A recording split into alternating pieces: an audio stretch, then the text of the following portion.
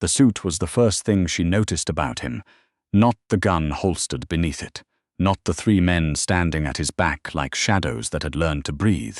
The suit. Charcoal grey, no tie, top button open like he'd started the day with someone else's patience and run out before noon. She'd pressed that suit herself 6 weeks ago, standing in the back room of his Chicago office at 11 at night, because his regular staff had all gone home and no one told her that wasn't her job. She remembered thinking, whoever he's meeting tomorrow must matter. She hadn't known then that she would matter too, not in any way she wanted. Farida had been keeping Calloway's books for 14 months before he ever looked at her directly. Not Calloway, the import company. Not Calloway, the shipping logistics firm with offices on Michigan Avenue, and a receptionist who wore silk blouses and never asked questions. Calloway the man. Reed Calloway, whose real numbers lived in a secondary ledger she maintained in a locked drawer, in a language she'd invented herself because she didn't trust code, and she didn't trust cloud servers, and she especially didn't trust the man who'd hired her to know that she understood exactly what she was looking at. She understood.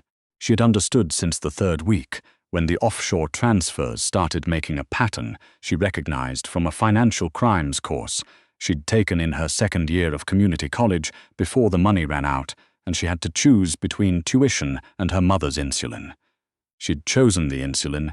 She'd chosen it every semester after that, too, until choosing became just another word for survival.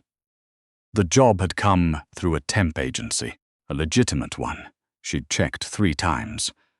The listing said financial analyst, mid-level confidentiality required. The pay was more than she'd made in the previous 2 years combined.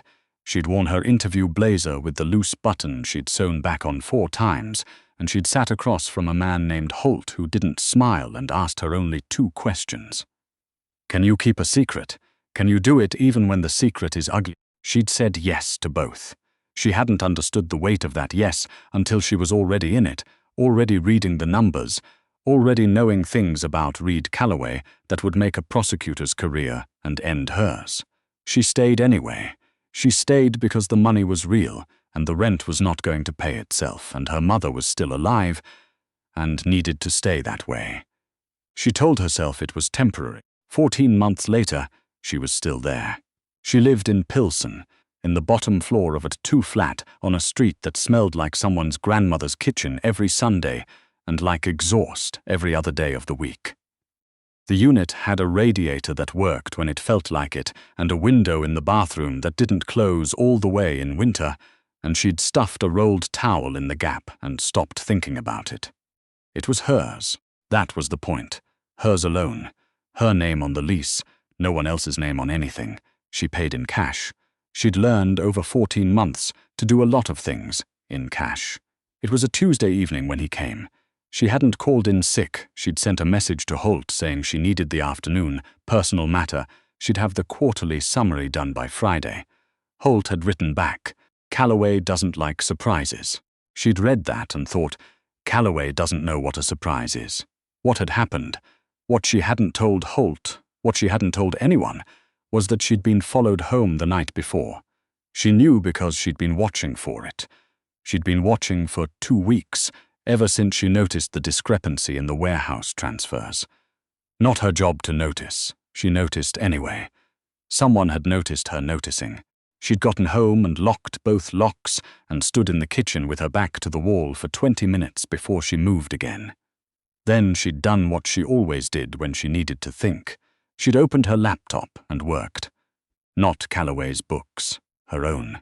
The record she kept of everything she'd seen, dates and figures and initials and amounts, encrypted and backed up to a device she kept in a coffee tin above the refrigerator, because it was the least interesting place in any apartment, and she'd learned from experience that people who came to search a place started with the obvious.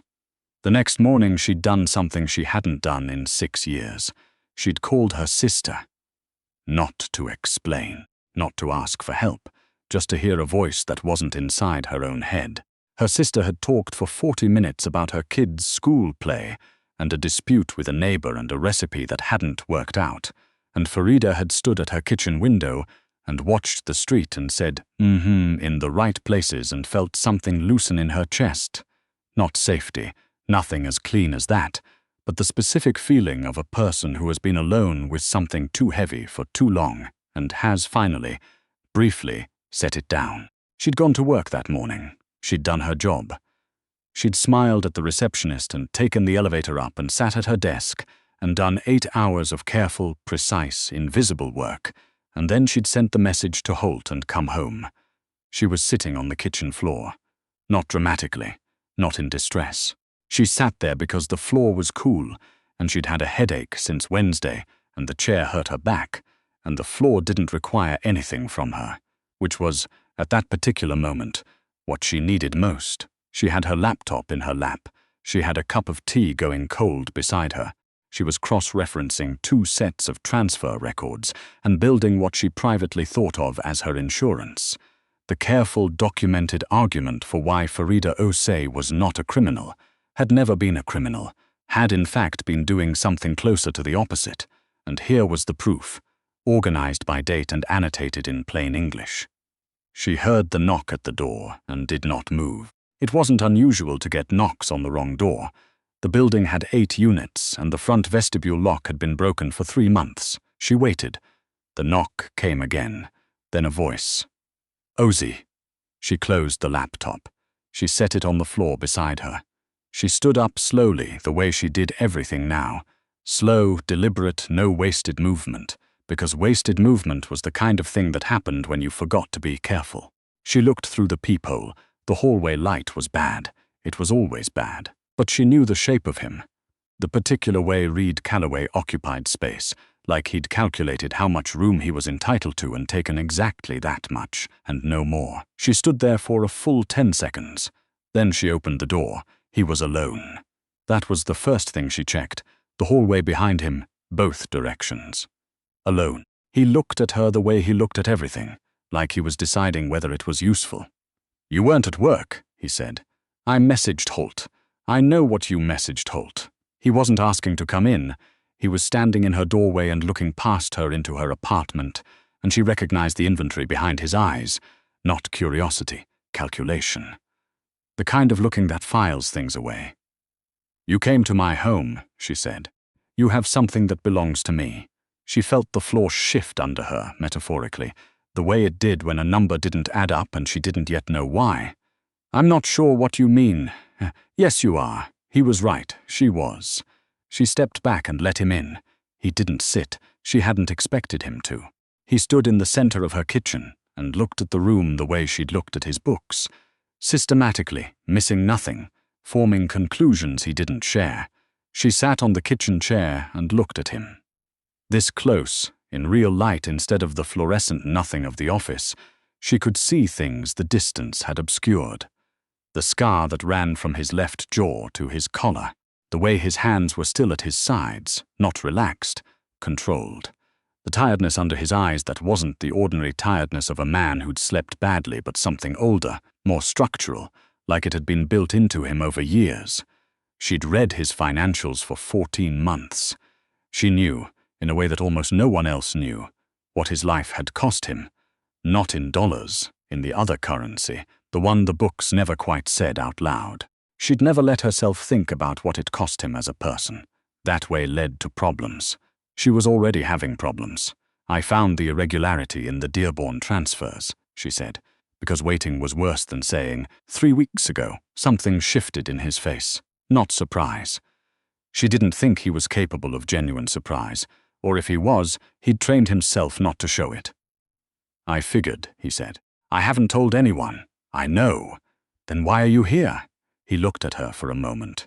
Then he looked at the laptop on the floor where she'd left it, closed, unassuming, the color of a rain cloud. Because someone else is going to figure it out, he said, if they haven't already. And when they do, the question becomes, what did you know and when, and what did you do with it? I kept it, she said. I documented it. I built a record. Of what? Of everything. What the transfers were, what they weren't, who signed them and when. She paused. And what I did and didn't do with that information. He was quiet. I'm not stupid, she said. I know what I've been sitting next to for 14 months. I know what it looks like from the outside. I built the record so that when this—" She gestured vaguely at the space between them, at the apartment, at the situation that had no clean name. "When this comes apart, there is a version of events that is mine, that I built, that no one can take from me." He looked at her like she'd said something in a language he was still translating. "You were protecting yourself," he said. "Yes, from me, from everyone." Another silence. She had noticed, over 14 months, that he used silence the way other men used words, as a tool, as a test, as a way of finding out what a person did when there was nothing to respond to. Most people filled the silence. She had stopped doing that somewhere in her 3rd week on the job. She waited. He said, "Who followed you home?" It wasn't a question. "I don't know his name," she said. "Medium height. Dark jacket. He was there Monday and Tuesday. He knew which building." Calloway's jaw tightened, just slightly. She'd gotten good at reading the small things in a face that gave away almost nothing. "Dabrowski," he said, not to her. "Is that a problem for me?" He looked at her. "Yes. Is it your problem?" The silence this time was different in texture. She could feel him deciding something. "It depends," he said finally, "on what's in that record you built." "It depends," she said, "on whether you think I'm someone worth being honest with." He didn't answer that. Not directly. What he did was pull out the kitchen chair across from her and sit down, which surprised her. Not because it was strange, but because she'd spent 14 months watching him move through rooms, and he never sat unless it was strategic, unless there was a table and an agenda, and the sitting was itself a kind of claim. He sat in her kitchen chair like he was tired, which she suspected was true, and he put his hands flat on the table and looked at them. She waited. "Dabrowski is my finance chair," he said. "Has been for 9 years. He manages the clean side, the legitimate accounts, the above-board movement." He paused. "He's been moving money I didn't authorize, small amounts. Patient. The kind of thing that takes a year to notice if you're not someone who reads numbers the way you read numbers." She thought about the irregularity in the Dearborn transfers, the specific shape of it, the almost tidiness that had been, paradoxically, what caught her eye. Real mistakes were messier. "He set you up," she said. Calloway looked up. "The Dearborn transfers," she said. "They're in your name, but the authorization pattern, the sequence of approvals, it's wrong. You would have caught it faster than I did. Someone was building something with your signature on it. Yes. And when it gets found," she said slowly, following the logic the way she followed numbers, step to step. "No jumping, you're exposed. And he's not. He's been talking to people I can't afford to have him talking to." She thought about that, about the follower in the dark jacket, about the fact that Calloway had come here alone, without Holt, without the men she'd seen standing at his back in parking structures and doorways, and once in the lobby of the Michigan Avenue office at 7 in the morning when she'd come in early, and found him there with 3 men she'd never seen before, and a conversation that stopped when the elevator opened. "You came alone," she said. "Yes. Why?" "Because I don't know who I can trust," he said. "And I know what you know. And I know you've kept it." "That's not trust," she said. "That's calculation. Is there a difference?" She thought about that longer than she meant to. "If you think I'll help you," she said, carefully, "because you came here and told me the truth, you should know that I've spent 14 months making decisions based on what's practical. The truth is nice. It's not sufficient. I know, so what are you offering?" He looked at her. "I'm offering," he said, "to make sure the name on the record that gets built is the right name, not yours, not mine, and in exchange, you give me what you built, the documentation." She was quiet for a moment. "That's my insurance," she said. "I know what it is. If I give it to you, I have nothing. You have my word." She almost laughed. She didn't, because she could tell he wasn't being careless or manipulative. He was saying the only thing he had to offer, and he knew how thin it was, and he said it anyway. That, more than anything, was what made her believe him. She didn't say that. She said, "I want to be out, completely. Clean exit, documented resignation, nothing that can follow me. Done. And my name off anything connected to the Dearborn accounts. I'll have it handled in 48 hours. I want to see the handling." He almost smiled. It was a small thing, a shift at the corner of his mouth that didn't quite complete itself, like a habit he'd interrupted years ago and still occasionally reached for. "You don't trust me either," he said. "I trust numbers," she said. "Show me the numbers." They worked at her kitchen table until past 2 in the morning. She made coffee because she needed it, and offered him some because her mother had raised her right, and he accepted without comment and drank it black and didn't say anything about the chipped mug or the instant grounds, or the fact that she was using a binder clip to hold a stack of printouts together. He didn't. She'd run out of rubber bands. What they did was work. Neither. She walked him through the documentation. He walked her through the 9 years of Dabrowski, the slow shape of a betrayal that had been so patient she found herself, against all reasonable feeling, almost respecting its architecture. He showed her accounts she hadn't seen.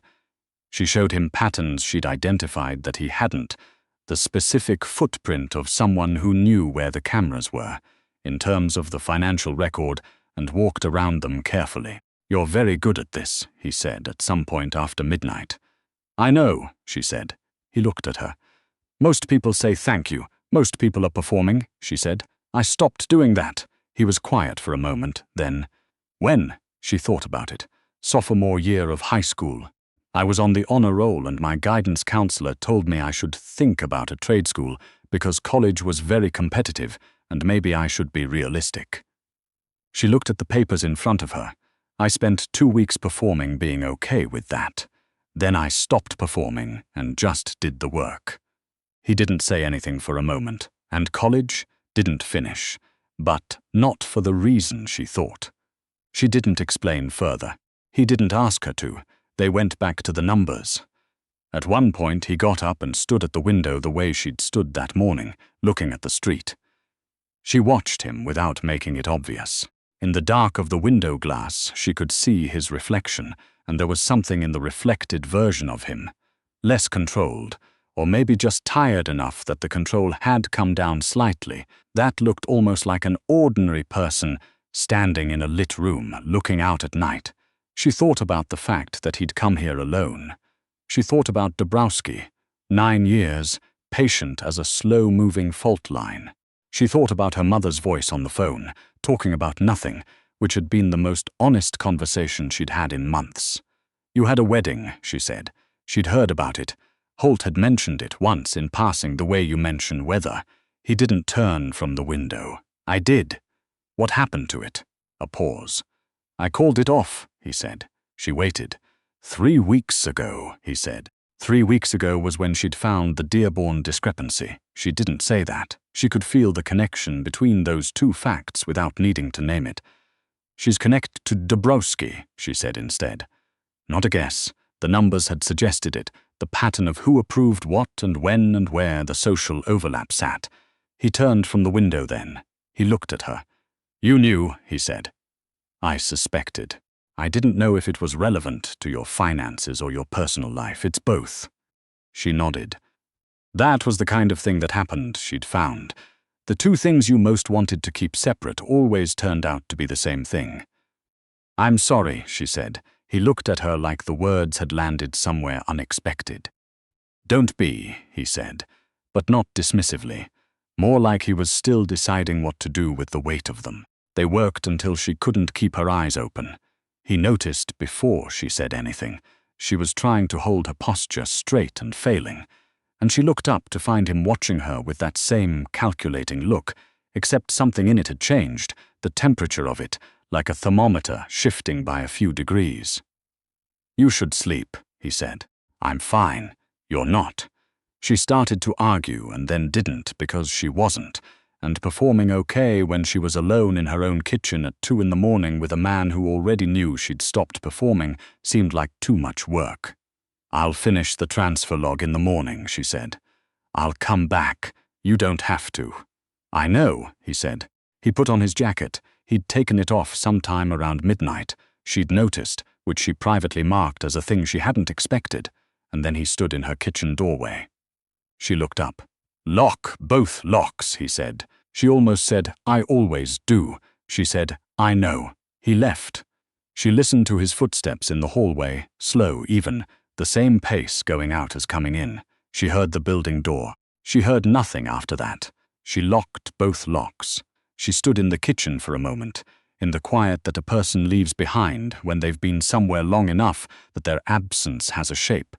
Then she made fresh coffee and opened the laptop and went back to work. He came back at 7:30. She'd slept 3 hours on the couch with the laptop on the coffee table and woken up to daylight and a crick in her neck and the very specific knowledge that something had changed in the shape of her life, and she wasn't yet sure if that was good.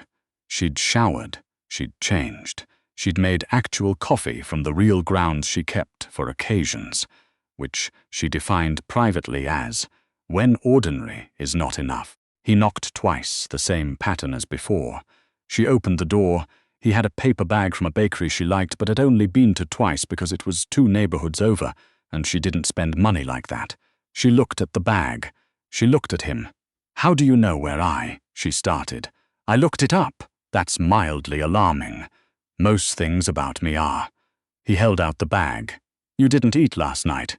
She took the bag. She stepped back and let him in.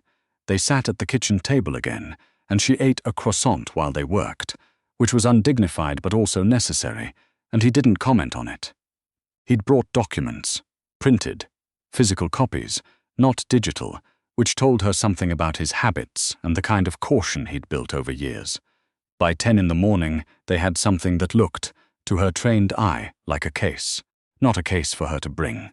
A case that would exist. A case that, when Dabrowski made his next move, and he would make one, she could see it in the pattern, could feel the timing the way she sometimes felt totals before she'd added them up, would already be there, waiting. With better documentation than his, she sat back in her chair. "This works," she said. "Yes. It works because of what I built. Yes." He looked at her directly. "You should know that." "I do know that. I mean." He paused. He was choosing words which she'd noticed he didn't always do.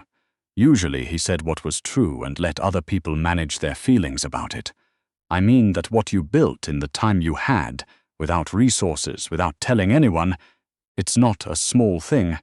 I've had people on staff for 20 years who wouldn't have thought of it, wouldn't have had the discipline to do it, even if they had." She looked at her coffee cup. She was not going to perform modesty. She also was not going to perform how much it meant to hear that said, plainly, by someone who would not have said it if he didn't mean it. "I had to," she said. "So I did. That's what I mean," he said. The room was quiet. Outside, Pilsen was doing its Tuesday morning things. A truck somewhere, kids on their way to somewhere, someone's radio. "The resignation," she said. "The clean exit. I'll have Holt draft it today. Backdated to avoid the optics, and the Dearborn accounts. I have someone who handles that kind of correction. It'll be clean." She nodded. "And then," she said. He looked at her. "Then you're free." Free. She turned the word over. She'd been free before.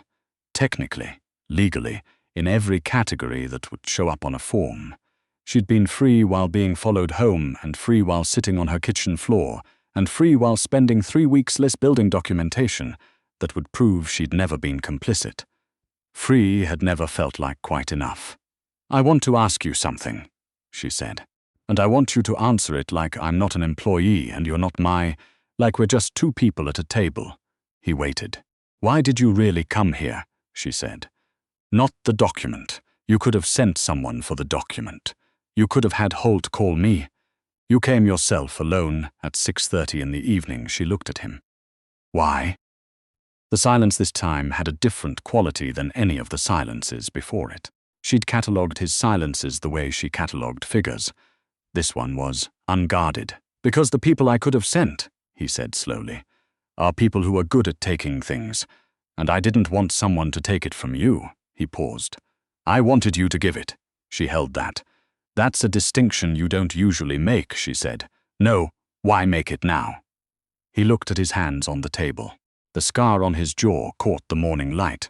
"Because you sat across from that ledger for 14 months, he said, "and you understood everything that was in it, and you kept it anyway, and the only protection you built was for yourself, not against me, just for yourself, in case you needed to prove what you were."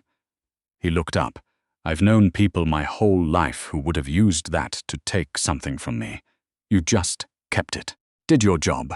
Took the paycheck. Went home. I needed the money, she said. I know. The corner of his mouth moved, that almost smile, more fully this time. That's what I mean. She looked at him for a long moment. Then she looked at the table, at the papers between them, at 14 months' worth of knowing and not saying, spread out in organized stacks. I'll send you the digital copies, she said. Full access. Everything. He nodded. She looked up. And then I'm going to need a new job, she said, because you're not allowed to be a reference. This time he did smile. It was brief and slightly rusty and not quite symmetrical, and it changed his face entirely. I know someone, he said. Of course you do. They gathered the papers. She made the copies. He left at noon, which was an ordinary time for an ordinary thing to end, and the afternoon came in through the window the way it always did. She stood in the kitchen after the door closed. She thought about the ledger, about 14 months of careful, quiet work, done without witnesses, in a room where no one was watching, for reasons she'd told herself were only practical. She thought about the look on his face when she'd said, I want you to answer like we're just two people at a table. Like no one had said that to him in a very long time. She put the kettle on. She sat at the kitchen table where they'd worked, in the chair where he'd sat, which was a thing she did without deciding to, and she opened her own laptop and started looking at job listings, which was practical and necessary and the correct thing to do. She was very good at the correct thing. She had been her whole life. She let herself have, for just a moment, the thought that being good at the correct thing and wanting something else were not always mutually exclusive. That sometimes a person could be careful and still let themselves stand at the window, looking out at the street, deciding. Then she went back to work.